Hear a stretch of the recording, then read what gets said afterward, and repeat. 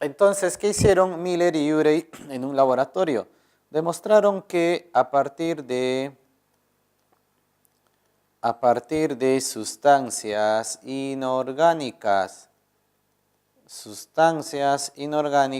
como CH4, metano, NH3, amoníaco, H2, hidrógeno molecular, H2O, agua. A partir de sustancias inorgánicas, ¿qué se forma? A partir de sustancias inorgánicas se forman sustancias orgánicas. Se forman sustancias orgánicas. ¿Qué se forma por acá? Cadena radical OH, los alcoholes. Cadena radical CHO, los aldehídos. Tenemos por acá cadena radical CO, las cetonas. Tenemos por acá R, cadena radical COO, R, los ésteres. Tenemos por acá cadena radical los COCH, los ácidos carboxílicos. Entonces, a partir del inorgánico vamos a lo orgánico. Y este orgánico cada vez se va a hacer más complejo. Hay una serie de reacciones gracias a la energía que proviene de la radiación ultravioleta, de los volcanes. Todo se hace más complejo. ¿Qué se forma por acá? A partir de estas sustancias orgánicas se forman monómeros. ¿Ya? ¿Quiénes son los monómeros? Los aminoácidos. Tenemos por acá a los ácidos grasos. Se forman por acá los monosacáridos. Monosacáridos. Se forman los nucleótidos. ¿Quiénes son ellos? Ellos son los monómeros. Sigue la complejidad. A partir de estos monómeros que aparecen, los polímeros.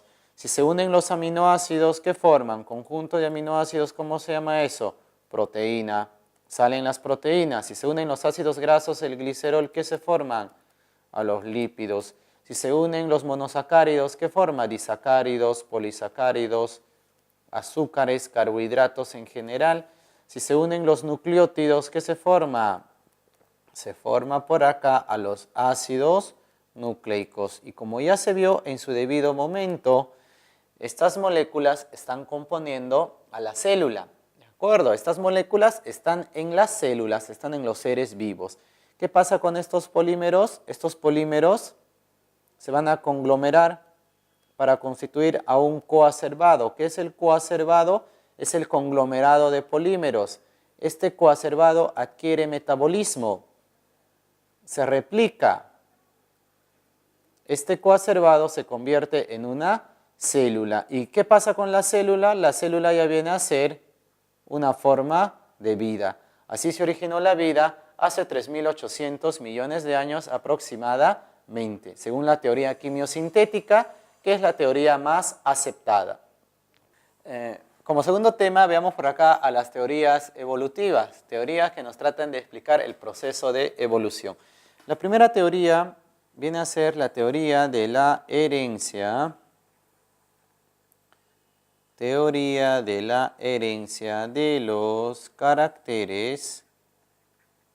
Teoría de la herencia de los caracteres adquiridos. Esta teoría fue planteada por el francés Jean-Baptiste de Monnet, el caballero de Lamarck. Simplemente ponemos por acá Jeancito Lamarck. Lamarck en 1809 plantea esta teoría. Para eso Lamarck tiene su libro. ¿Ya? Su libro se llama Filosofía zoológica. A ver, ¿qué nos dice Lamarck en su libro denominado Filosofía zoológica? Él nos habla de la hipótesis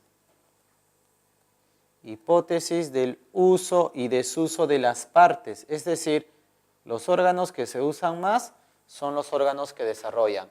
Los órganos que se usan menos son los órganos que no van a desarrollar, que van a desaparecer conforme pasa el tiempo. ¿Y de qué animalito nos habla Lamarck? Nos habla de la jirafa. ¿De qué parte de la jirafa? Del cuello de la jirafa. Cuello de la jirafa. ¿Qué nos dice Lamarck con respecto al cuello de la jirafa? Es corto en un primer momento y después es largo. Ese después es en muchas generaciones. Al paso de millones de años, el cuello se agranda ante una necesidad, la necesidad de alcanzar el alimento que está en la parte superior y de diferenciarse de los otros animales. Ahora, Lamarck, ¿cómo se dio cuenta que las jirafas antiguas tenían el cuello corto? Porque tanto en el tiempo de nosotros como en el tiempo de Lamarck, en 1809, las jirafas ya tienen un cuello largo. ¿Cómo se dio cuenta Lamarck de eso? Por los restos fósiles. ¿Ya? Lamarck observó restos fósiles de jirafas antiguas con cuello corto, por ahí de repente cuello mediano, en la actualidad cuello largo, entonces dedujo eso. ¿Ya? La herencia de los caracteres adquiridos. ¿Por qué se llama así? Porque los descendientes que salen con cuello largo, ¿qué van a hacer? Van a heredar esa característica a sus hijos. Por eso se dice herencia de los caracteres adquiridos. Ese carácter que se adquiere de cuello largo se sigue heredando. Ponemos por acá letra B. Letra B es la teoría de la selección natural. La teoría de la selección natural fue planteada por el inglés Charles Darwin.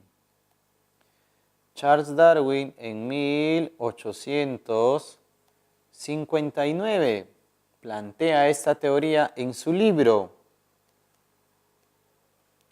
Su libro se llama Sobre el origen de las especies. Sobre el origen de las especies. Sobre el origen de las especies por el modo de la selección,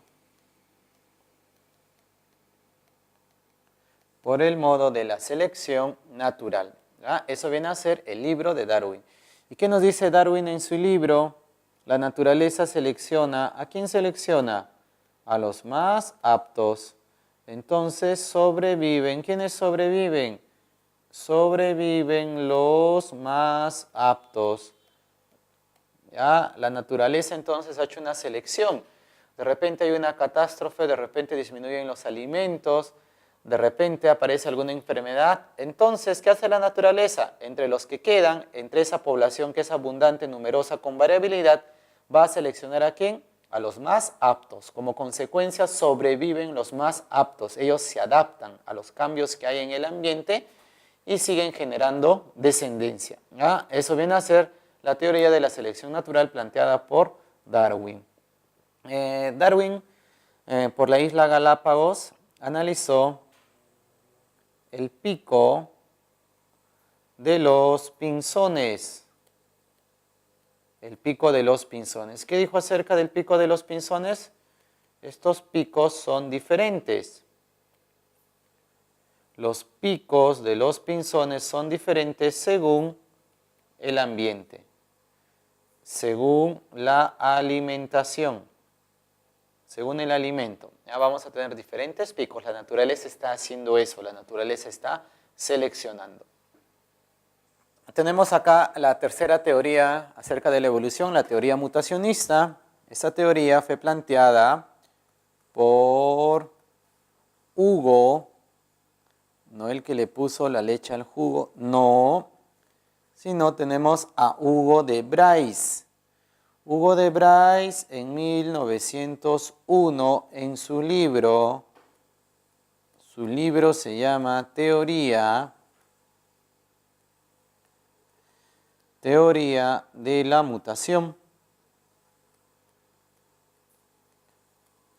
¿De qué nos habla Hugo de Bryce en su libro Teoría de la mutación? Justamente de esta palabra mutación. ¿Qué nos dice acerca de la mutación? Nos dice que la mutación se refiere a los cambios que ocurren en los seres vivos, cambios que hay en los organismos a lo largo del tiempo. Cambios que hay en los seres vivos al transcurrir el tiempo. A eso él los llama mutación. Es casi lo mismo que selección natural, creencia de los caracteres adquiridos, sino él implementa la palabra mutación, ¿ya? Y él hizo sus experimentos en la plantita,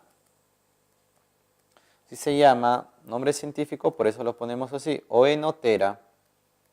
En la plantita del género Oenotera, ese peso le indicamos al género, él ahí vio esos cambios, ¿ya? Él ahí observó esos cambios que hay a lo largo de las generaciones. A esos cambios él lo llama mutación. Y por último tenemos por acá letra D, viene a ser la teoría sintética, la teoría moderna de la evolución. También se le llama neodarwinismo porque se basa en los trabajos de Darwin. Teoría sintética planteada por Theodosius, ponemos por acá, Theodosius Dosański. Theodosius Dosański en 1937, en su libro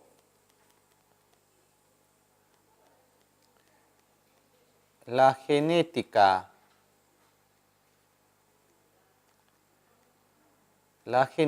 y el origen de las especies.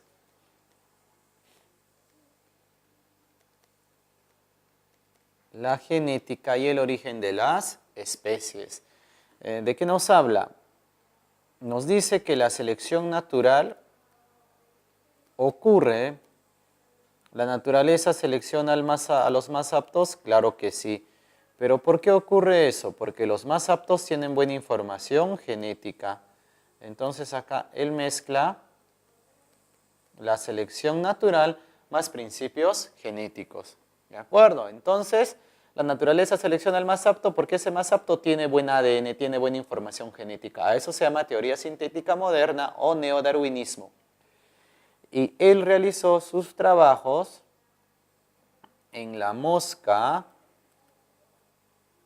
de la fruta. Él realiza sus trabajos en la mosca, en poblaciones de la mosca de la fruta. Ahí están las teorías evolutivas. A ver, como tercer tema tenemos por acá las evidencias de la evolución.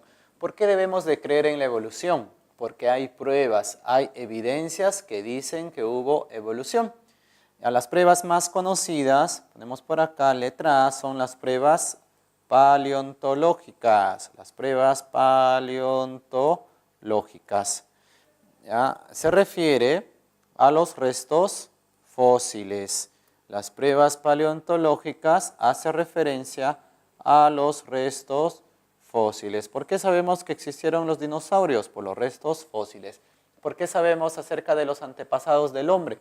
Por los restos fósiles. ¿De acuerdo? Esas son las pruebas paleontológicas, son las más conocidas. Pero las más importantes son las pruebas morfológicas, las pruebas de anatomía comparada. Las pruebas de anatomía comparada. Acá se comparan, se analizan, vamos a tener 3 tipos de órganos. Ya vamos a tener acá 3 tipos de órganos. Vamos a tener a los órganos homólogos, a los órganos análogos y a los órganos vestigiales. Ponemos por acá, primera columna, órganos, segunda columna, según la estructura, según la función, como tercera columna. Muy bien, a ver, los 3 tipos de órganos entonces son los órganos homólogos, los órganos análogos y los órganos vestigiales. Los órganos vestigiales. Muy bien, vamos a tener a los órganos homólogos, que son aquellos los que tienen igual estructura, igual origen, pero diferente función. Ejemplo, la extremidad superior nuestra y las alas de un murciélago. En ambos órganos, ¿qué hay? Hay huesos. Tanto en nosotros como en el murciélago hay huesos. Hueso húmero, radio, cúbito, carpos, metacarpos. Los mismos huesos que tenemos nosotros lo tiene el murciélago, la misma estructura. Pero la función es diferente. El murciélago emplea sus alas para volar. Nosotros empleamos el brazo para nadar, para escribir, para manipular los objetos, etc. Igual estructura, pero diferente función. Los órganos análogos al revés. ¿Cómo es por acá la estructura? La estructura es diferente, pero ¿cómo es la función? La misma. ¿Ya? Vamos a tener acá a las alas del murciélago y a las alas de un insecto. Ambas alas tienen la misma función. ¿Cuál es la función? La de volar, pero tienen diferente estructura. El murciélago tiene huesos y el insecto no tiene huesos en sus alas. Esos entonces son órganos análogos. Ahora, los órganos homólogos provienen de un antepasado, de un origen que es común a dos especies. Por eso también ahí empleamos el término divergencia. ¿Ya? Para analizar órganos homólogos, ¿qué ha tenido que haber? Divergencia. Para analizar órganos análogos ha tenido que haber convergencia. Especies totalmente diferentes convergen y se van uniendo para llegar a una misma estructura, a una misma función. ¿Ya? Para llegar a una misma función, para llegar a un mismo hábitat, van confluyendo especies que son totalmente diferentes. ¿Ya? Entonces ya hablamos de la convergencia en analogías. Y los órganos vestigiales son aquellos órganos que no presentan función. Caso del humano, órganos que ya no le sirven. El hueso coxis. ¿Dónde se encuentra el hueso coxis? En la parte final de la columna vertebral. ¿De acuerdo? Es un hueso que antiguamente sí servía, era bien desarrollado porque formaba parte de nuestra cola. Antiguamente teníamos cola, así como Goku. En la actualidad ya no tenemos cola. Esa cola se ha disminuido hasta llegar a un hueso pequeñito coxis que sigue desapareciendo conforme va pasando el tiempo. También tenemos por acá al apéndice. Está en la primera porción del intestino grueso. Este apéndice es un órgano vestigial, es un vestigio de que antiguamente consumíamos más vegetales. En la actualidad está desapareciendo, cada vez se hace más pequeño el apéndice. ¿Ah? De acá a algunos años más, a algunos miles de años, ya no va a haber coxis, ya no va a haber apéndices y también ya no va a haber tercer molar. Órganos que están desapareciendo conforme va pasando el tiempo. Ahí está la prueba, la evidencia B de anatomía comparada. Ponemos la C de embriología comparada o se dice pruebas embriológicas. La letra D corresponde a las pruebas bioquímicas.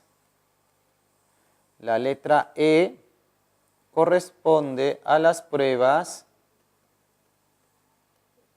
citogenéticas. Y tenemos por acá la letra F, son las pruebas biogeográficas. Ahí tenemos entonces las evidencias de la evolución. Ya, pruebas embriológicas cuando se comparan los embriones de diferentes especies. Vamos a poner acá pruebas embriológicas, es la comparación de embriones. Es la comparación de embriones, las pruebas embriológicas. A las pruebas bioquímicas viene a ser la comparación, es la comparación de moléculas como el ADN, el ARN, las proteínas. Si comparamos el ADN nuestro, el ADN del chimpancé, del caracol y de la esponja de mar, ¿a quién se parece más? Al del chimpancé. Lo mismo para los embriones. Hay más parecido al chimpancé que a otro animal. Pruebas citogenéticas viene a ser la comparación de... es la comparación de cromosomas. ¿Ya? Se compara el número de cromosomas de diferentes especies. Comparando el número de cromosomas nuestros, 46, el del chimpancé 48, solo distamos de 2 cromosomas, en cambio del ratón es 40. de la abeja viene a ser 32. ¿Ah? Entonces, esas son las pruebas citogenéticas. Y las pruebas biogeográficas se refiere a la distribución de los seres vivos, a la distribución de los organismos a lo largo de la Tierra. La Tierra va cambiando, va evolucionando, y los organismos también van cambiando, van evolucionando y se van distribuyendo de una manera diferente a lo largo de la Tierra. ¿Ya? Ahí están las evidencias evolutivas.